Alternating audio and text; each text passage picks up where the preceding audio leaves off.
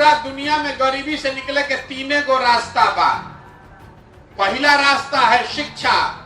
अगर आपके बच्चे, आपके घर के लोग पढ़ लिख जाएंगे, नौकरी पा जाएंगे, तो उससे गरीबी से निकल सकते हैं। अगर शिक्षा नहीं है, आपके पास खेती करने के लिए जमीन हो, तो खेती किसानी करके आप अपनी दरिद्रता दूर कर सकते हैं।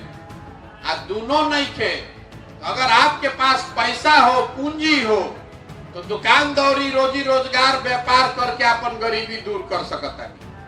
दुनिया में गरीबी दूर करे के यह 3 गो तरीका बा। तो बिहार में तीनों चीज के दशा देख ली। शिक्षा के हालत ई बा कि जौन स्कूल पहले से चलत रहे वो सब बेकार हो गए। स्कूल में खाली खिचड़ी बटाता। आ जौन लड़का जाता सब कॉलेज में, वो जो पढ़ाई नहीं हो, नाम लिखा गई, एडमिशन ले लेनी रहा, डिग्री 3 वर्ष के 6 वर्ष में मिल गई। पढ़ाई ना स्कूल में होता ना कॉलेज में होता। स्कूल से खिचड़ी बटाता, कॉलेज से डिग्री बटाता, पढ़ाई दोनों में कहीं नहीं के हो। पढ़ लिख कर आगे बढ़ने का रास्ता ही बिहार में बंद है। दूसरा रास्ता है जमीन। तो बिहार में दशकों से समाजवाद का राजनीति हुआ है, लेकिन आज भी बिहार में 60% लोग, 100 में 60 आदमी के पास एक धूर जमीन नहीं है। देश में 100 में 38 आदमी के पास जमीन नहीं है, लेकिन बिहार में 100 में 60 आदमी के पास जमीनें नहीं है। और जो 40 आदमी खेती किसानी करता, वो 40 में 35 आदमी ऐसा बा जे 1.5-2 बीघा से कम के खेती करता, बहुत छोटा किसान है। तो बिहार में जो छोटा किसान है वो कमाने वाली खेती नहीं करता है, वो खाने वाला खेती करता है। मतलब इतना छोट किसान बनी कि उतने उपजावत नहीं कि घर के बाल बच्चा और खाना खा ले। गेहूं भइल बा तो हमें सरसों छीट देले बानी कि तेलों के जुगाड़ हो जाओ।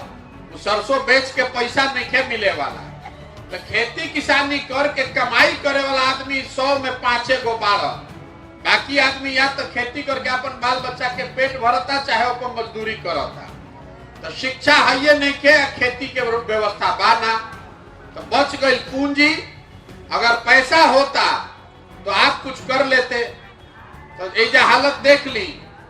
प्रति व्यक्ति आय, मतलब औसत तौर पर एक बिहारी की आमदनी है साल भर में 35,000 रुपया।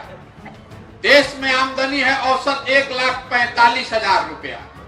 तो रउआ भी जो पैसा है ये नहीं खे, तो कुछ दुकानदारी करे खातिर अगर बैंक से रउआ ऋण मिल जाए, लोन मिली, जैसे किसान क्रेडिट कार्ड रउआ भी जो बा, तो पैसा नहीं के खाद खरीदे को होता तो बैंक से लोन लेके खाद खरीद के काम करता नहीं। यहाँ पर पूंजी का व्यवस्था नहीं है, इसीलिए आप दुकानदारी, उद्योग धंधा नहीं कर सकते।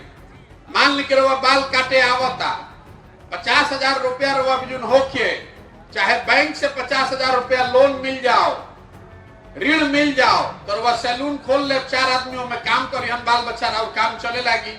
लेकिन अगर 50,000 रुपया नहीं खे, तो कोई ना कोई सैलून में जाकर मजदूर बन के 1,500-2,000 रुपया में काम करे के पड़ी। तो ये तीनों दरवाजा बिहार में, शिक्षा है नहीं, जमीन खेती लायक है नहीं, और पूंजी है नहीं।